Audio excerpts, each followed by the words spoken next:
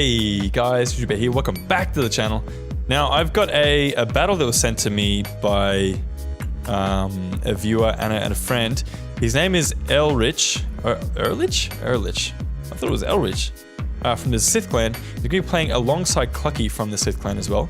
Erlich is going to be playing as Pontus, and they're playing against a bunch of randoms in a 2v2. Apparently it's pretty epic, judging by the name here. Epic AF. Epic as fuck. And I really should mention that the credit for this build... Oh no, sorry, they're on opposing sides. Yep, opposing sides here, okay. So that's what's happening here. And apparently credit for the build goes to Agony Achilles. And this is actually one that I recognize that Agony used a similar one in my tournament. If you haven't checked it out already, go and have a look. The tournament is... Oh my god, Risk tournament. I got them on my YouTube channel. I'll leave you guys a link to the specific battle that I'm talking about. But this is gonna be a nice little battle here. It looks like we got some pretty nice formations forming up already. I'm guessing that I can't remember looking at the initial screen there, but I'm guessing that this is gonna be Klucky over here, and this is gonna be Erlich. So they're gonna be swapping over. Or am I wrong? Maybe I'm wrong. I don't know. Yeah, okay, so let's go over the Thracian build here. So we've got 2 Thracian horsemen out in the flank. We got mercenary hoplites, 2 of them. We've also got Thracian warriors, 4 of them. Now that's going to be a hefty cavalry, anti-cavalry force over there. So whatever they come up against in a cavalry fight, you can pretty much be certain that they're going to win against enemy cav. Thracian bowmen in the center. Wow, lots of them. Looks like 5 of them in the center. And we got Thracian nobles. Looks like we got 5 of them as well. Wow, Thracian nobles, 5 of them, undefended. Well, defended by skirmishes, but not by cav, interestingly enough. So only 2 out in this flank over here. The Carthaginian player has, up the front, Iberian swordsmen with Cretan archers. We got Libyan infantry for days. Looks like we got about 5 or 6 of them. Yeah, we got a mercenary Italian swordsman at the back, a general's bodyguard. We have 2 mercenary Numidian cav. And we've also got 2 Carthaginian cav. So, bit of a swap happening over here. I don't know what's happening. So I guess both players were like, no, I want to kind of play against this player. And the others were like, no, I want to play against this player. So, nice use of these mercenary Scythian horse archers already getting into these Thracian warriors, killing off a bunch of them very quickly. These guys don't have a... they do not have a... what's the word that I'm thinking of? A missile block chance. So any fire that comes their direction is going to pretty much kill them. These Thracian horsemen getting a taste of the mercenary Scythian horse archer treatment. These guys have already picked up a number of kills, very cheap units. Now let's start looking at the Pontus army here. We've got 4 noble blood cav up the front. We've got a Scythe chariot, sorry. Pontic swordsman general. We've got 4 Cappadocian cav and 5 eastern slingers. So I really like this. I love this. This little combination of super deadly Scythe chariots. It's all attack. Like, you've got pretty much no holding power. You just kind of like hit and run. Nice little kiting army here. The only kind of stability you've got here is this Pontic swordsman. And of course you don't want to throw them away because that's your general. Numidian cav coming in here and fighting up against these Scythian horse archers. Getting a lot of kills very quickly there. In the center, the ARVERNI player is going to have 3 Celtic slingers. 3 Celtic warriors, a lot of Earthspawn, holy fuckballs. 4 of them, and 1 up the back for good measure. We've also got heavy horse. It looks like we got 4. Not a bad pick at all. So the cav is very, very strong for the Pontic ARVERNI players. That's for sure. Pretty much anything these Thracians or Carthaginians throw against them is going to be... Ooh! Spoke a bit too soon there. Oh no, that's just Carthaginian cav. We just got 3 of them. Even though they are pretty decent, they won't be able to hold up against the Kappas. Lots of fire coming in here on these Thracian nobles from the enemy's eastern slingers here. Going to pick up a number of kills very, very quickly. So it looks like we're still getting some battle lines being shifted. Super epic AF. Eastern slingers are going to be chasing after that enemy Thracian noble there. If these Thracian nobles get the right charge, they could absolutely steamroll their way through these Celtic warriors. But I'm guessing they are just... Ooh... We got Scythe Chariots coming in here. Oh my god. Here we go. Pain time. This is going to be absolutely painful. So we do have a lot of enemy skirmishers. They're going to be throwing their fire into these Scythe Chariots. but they're just going to be continuing straight on through these Iberian Swordsmen. The Iberian Swordsmen, come to think of it, could actually get a lot of kills. So a lot of units, very, very closely knit at this point, and that just means that a lot of these Eastern Slingers are going to be able to pour their fire in here and destroy a lot of these units. Thracian Nobles now getting steamrolled by the Scythe Chariots, but look how quickly they're falling at this point. Now that they've taken a couple of volleys from some skirmishes, they're going to start to falter fairly quickly. Not before they get a lot of kills in these Thracian Nobles. Holy, oh my god. A lot of the infantry from the Thracians have just been destroyed by the Scythe Chariots. Getting how many kills? We got 350 kills in the end, I think it was. So not a bad use of the... I'm just going to move my chair. Not a bad use of these Scythe Chariots. It was a little bit premature, but it just kind of enabled these Eastern Slingers to get very nice shots off. Thracian Nobles chasing after these poor Celtic Slingers. They're going to be able to catch these Cappadocians, actually, and they're going to absolutely butcher a lot of those. So it looks like the Sith Erlich is going to be kind of switching between two different flanks. So you can see that, oh man, but so is the Thracian unit, and he's losing a lot of these Thracian warriors by charges from these Noble Blood Cav. These Noble Blood Cav are going to be able to come here. The Thracian Horsemen are going to intercept. Yeah, he gets a nice charge in there last minute, so that's not a bad idea. These ARVERNI heavy horse are going to be struggling up against the mercenary Hoplites and Thracian Horsemen. Not really getting any help from the Pontic player. A lot of micro is going to have to be used, but a nice charge coming in here onto these Thracian Nobles by the Cappadocian Cav. So the Thracian Nobles pretty much nullified straight off in the first kind of little section of the fight, not getting the kills that they need to be cost effective. So whoever the Thracian player is going to, I mean, you kind of hope they'd be kicking themselves, because that's a bit of a loss to their army, or a fair bit of a loss. And all the Oathsworn are still very healthy. 1, 2, 3, 4, 5 of them. None of them have been engaged against those Thracian Nobles. So pretty much no trade had to be done by the ARVERNI or the Pontic player for those Thracian Nobles. What's left of these Thracian Nobles is going to be pulled apart. Headhunt's been popped, but they won't last. Wow. The opening, very, very bold statement from old mate Elrich, or Erlich from the Sith clan. Thracian Nobles are going to go down to the last man. Headhunt is still popped. And it looks like they're going to be able to focus in on this little pocket of units. A lot of Libyan infantry and Cretan archers and that kind of thing. Super epic. Very spread out this battle is. Thracian warriors are going to be able to shred these Noble Blood Cav without any help. These Scythian horse archers are getting awfully close to those mercenary Hoplites. Again, those mercenary Hoplites are pretty much just got free reign over there. There's nothing really to challenge them. Iberian swordsmen being pulled apart, but these Eastern Slingers are being...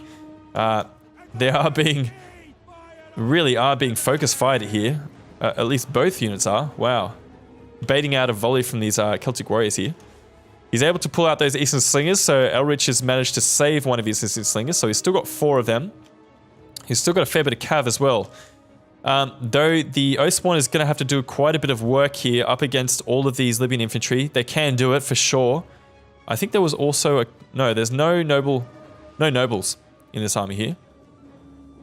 No.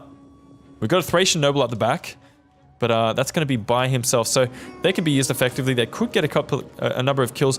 Nice little charge coming here. Libyan infantry up against an Oathsworn. Very awkward charge, actually. Headhunt was popped at the last second, and it looks like that was the thing to interrupt the charge there.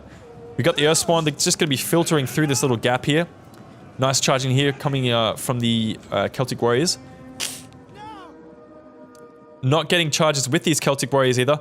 A couple of Oathsworn have been left behind, so it looks like they're going to be able to just go in piecemeal. Though these Libyan infantry are going to get absolutely steamrolled if they can't get away from these Oathsworn. Yep, it's going to be the end of those guys.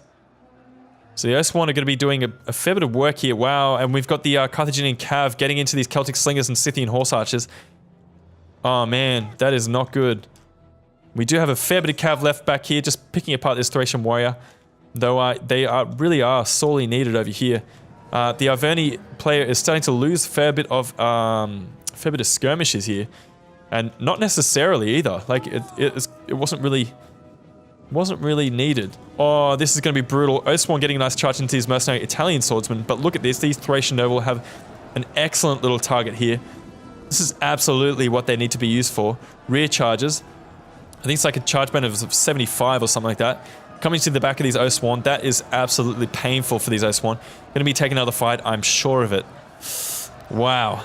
Lots of kills coming in against those Oathsworn very quickly. These guys are going to struggle, even if they do take out those mercenary Italian swordsmen.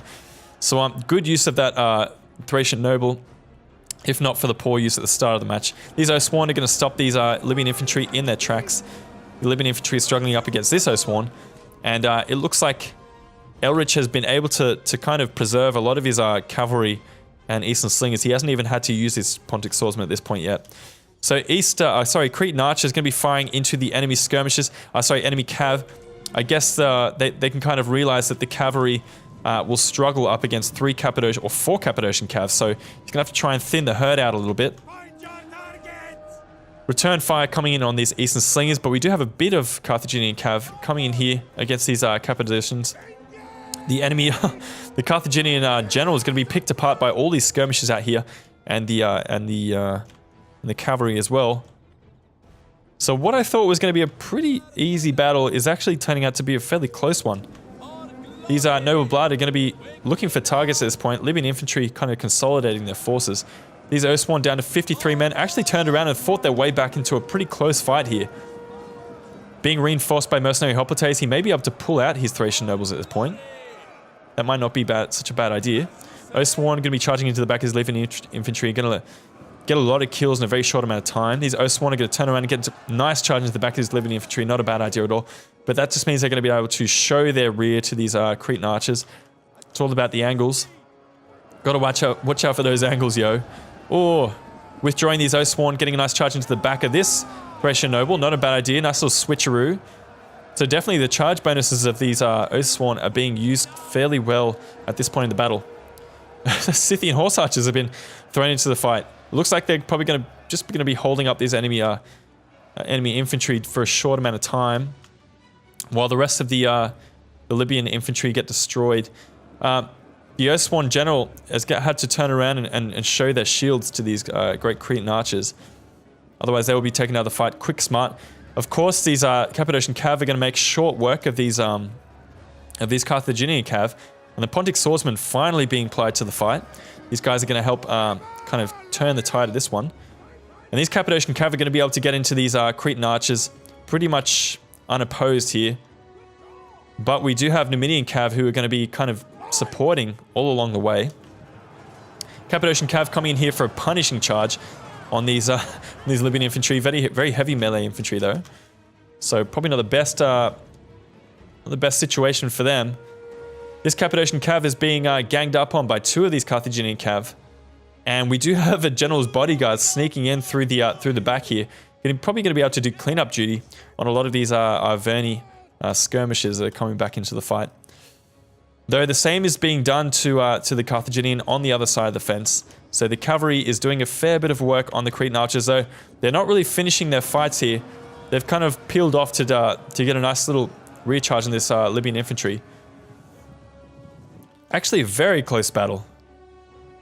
Carthaginian player's actually done quite a good job at holding out, even though he's up against superior numbers and superior troops. He's actually managed to hold in for a little bit longer in this fight. These Numidian cav, don't know, they're probably out of ammo, aren't they? Yep, they're just on skirmish mode, so they're just going to be running away from these noble blood cav. I think got 5 men left there. And the general's bodyguard is probably going to start to die if we've got a fair bit of this happening with this kiting of the rest of these skirmishing units. The Carthaginian the Carthaginian general will probably die out fairly soon. Numidian cav being thrown into the fight, and I think that's probably game. Yep, the combination of that Pontic army and the ARVERNI really was a little bit too much for the Carthaginians and the Thracians there. But absolutely amazing use of those side chariots at the very start of the battle. I really didn't know if that was going to pay off, and it kind of did. They did steamroll their way through a number of Thracian nobles, and I suppose the Thracian player probably didn't expect the Pontic player or Erlich to kind of have the nerve to do that, but it did pay off. Absolutely did. Costly victory for Klucky and Erlich. Erlich? I have to ask him. I'm not sure. Scythian horse archers getting a lot of kills.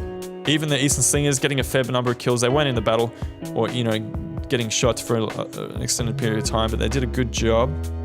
Thracian Bowmen, not so good. The man, that's where they really fell down. The Thracian Nobles were not defended properly.